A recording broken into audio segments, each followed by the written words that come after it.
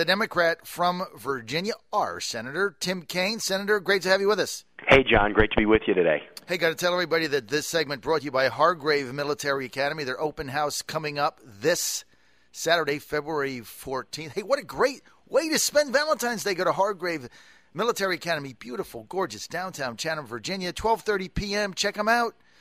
You don't know what you don't know. Hargrave Military Academy. Go to hargrave.edu. Okay, Senator, we've been on this for some time. We're dropping bombs all over the place. No authorization of war. No War Powers Act. Finally, we look like the president is going to come to Congress with the authorization for use of military force, the acronym AUMF. Is that enough?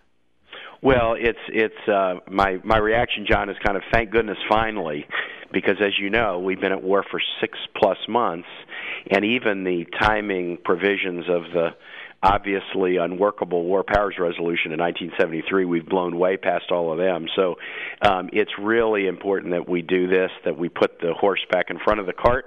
The president later today, what we hear is there will be a draft authorization language sent to Congress, which is sort of the way the president and the administration described the mission.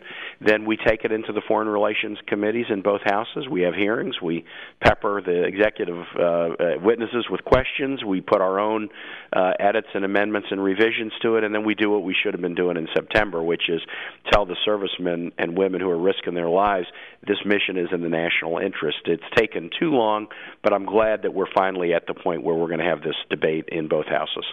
What is the level of opposition to continuing the way we are?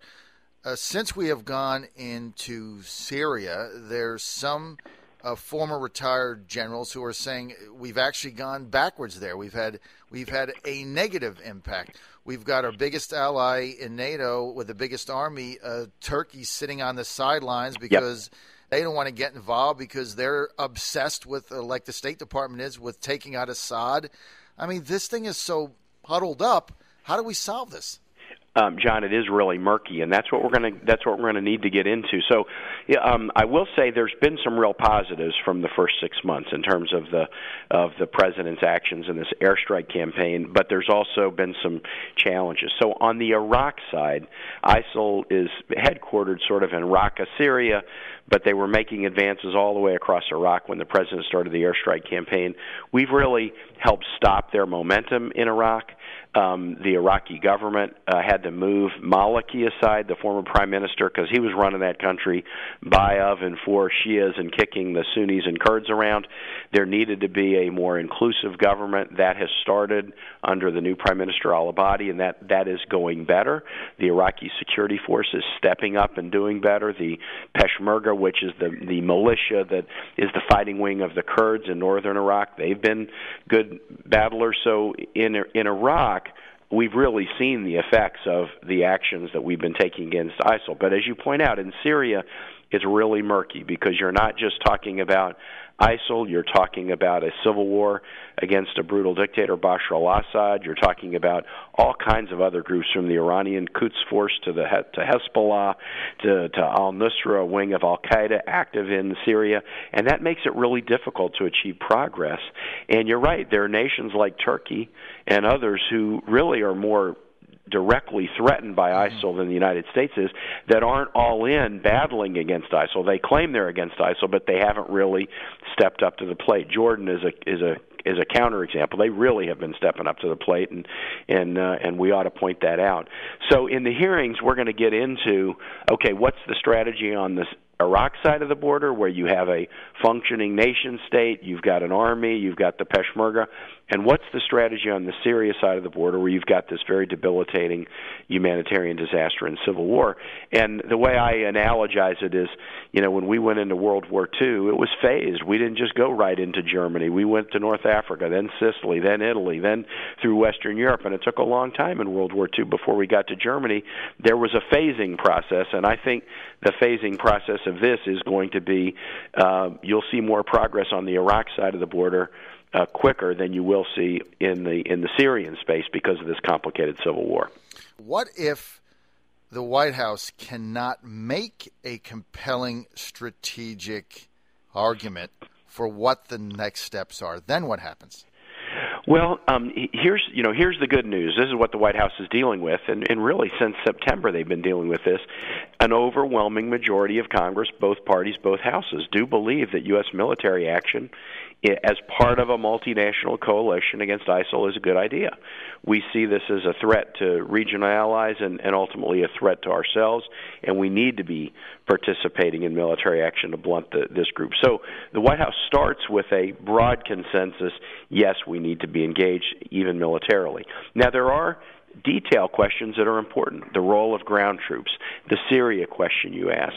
I think it's important, and many colleagues will want to ask, tell me again about the coalition, and are the nations in the region stepping up to police their own terrorism? America can't be the policeman for a region that won't police itself, so what are the other nations doing? These are all very legitimate questions, but I think at the end of the day, if we are willing to be a little bit flexible as we have these hearings and explore amendments probably to the authorization that the White House has sent over, I think at the end of the day there is support here for this mission against ISIL.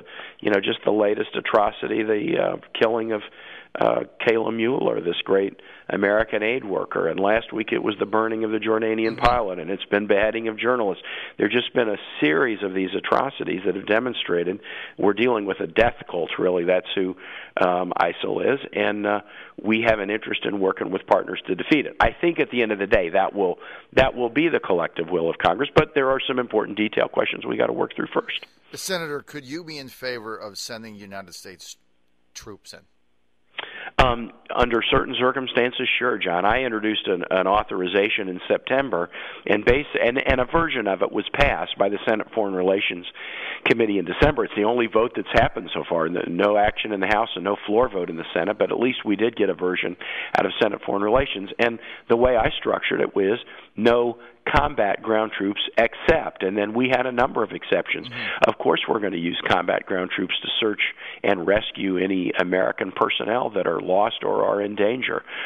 We ought to use American ground troops to help effectively direct the airstrike campaign. Mm-hmm. I think we ought to have the ability to use American ground troops in special forces operations. So I would prefer to see a kind of limitation, but have exceptions and spell out circumstances clearly to the American public where ground troops will be used. What I'm hearing about the language that the White House is going to send over is they're going to kind of do it a little bit differently. The phrase that is being thrown around is no ground troops for enduring offensive combat operations. Now, that is an undefined term, right, or so I hear.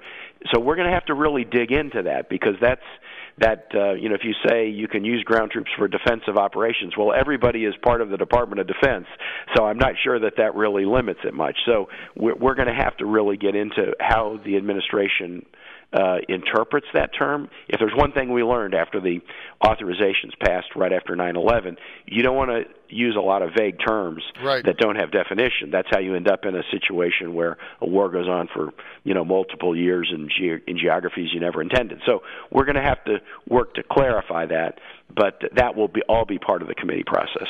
Senator, how comfortable are you right now with the administration's ongoing negotiations with Iran?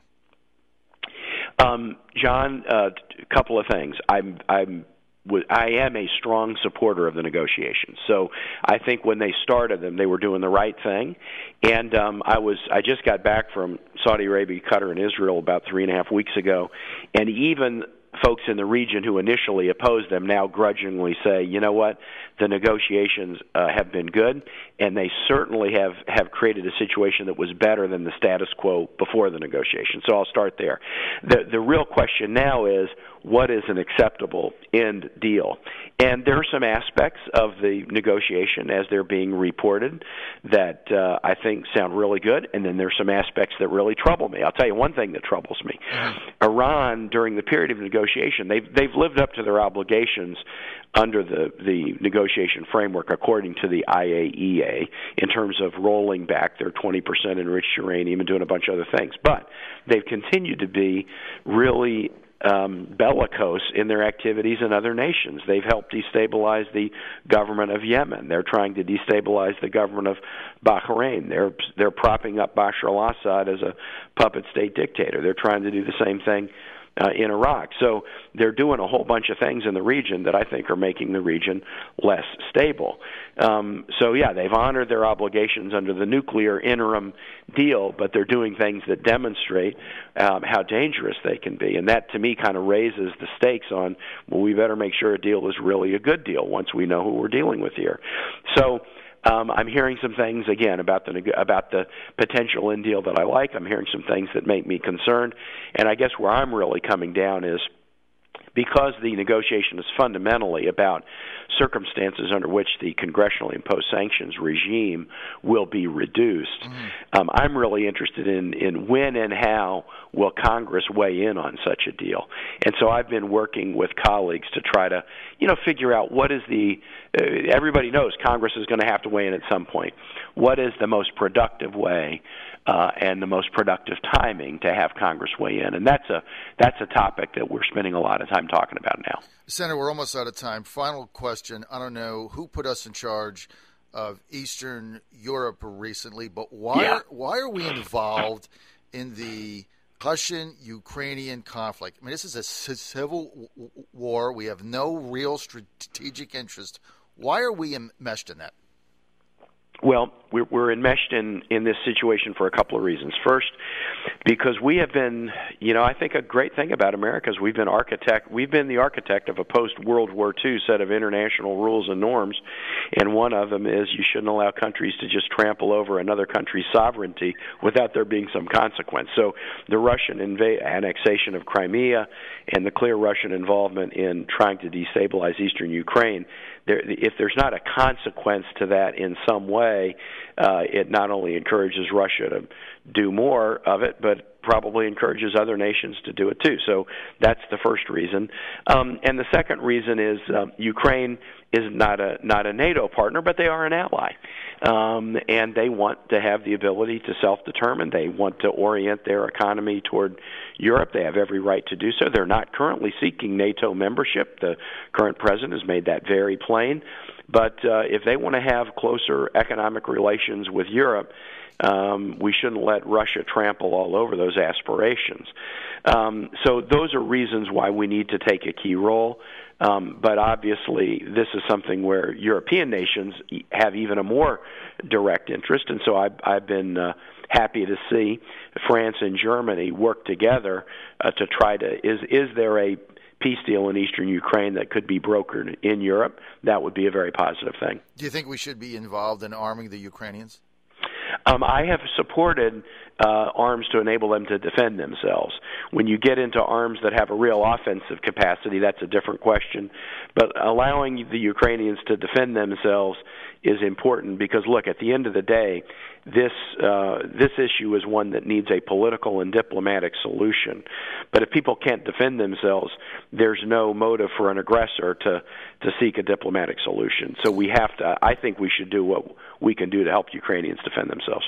Final thing, I know I've overextended my welcome. You just got back from Israel recently. Benjamin Netanyahu coming to address a joint session of Congress. Is this a good idea or a bad idea? And do you plan to be there? Well, the speech is a good idea. The timing is a bad idea. Mm-hmm. We shouldn't be doing this in Congress days before an Israeli election. Mm-hmm. I'll tell you, the way it's being interpreted in Israel is this is an effort by Congress to put their thumb on the scale in an Israeli election. They're hotly contested elections in Israel. As you know, it's a coalition government, so all these parties are competing for seats in the Knesset. They will then have to form a coalition government. That will determine who the prime minister will be. When we were in Israel, we met with the leaders of all parties, not only Prime Minister Netanyahu, the leader of the Likud party, but we met with leaders of Labor and the Hatnua party, and we told them all, the United States does not have a preference in the elections. We're meeting with you to express our support and learn. I worry that the timing of this speech clearly makes it look like the U.S. is expressing a preference in the election. And, John, it's interesting, in Israel there have already been complaints filed with the Central Elections Committee about this. We've made the speech an issue in Israeli domestic politics. We shouldn't be tinkering around with their elections. So I think there's an easy solution to this. To have the Israeli prime minister come and speak to Congress, that's happened 8 times in the last 50 years. It's important, and it's an important time.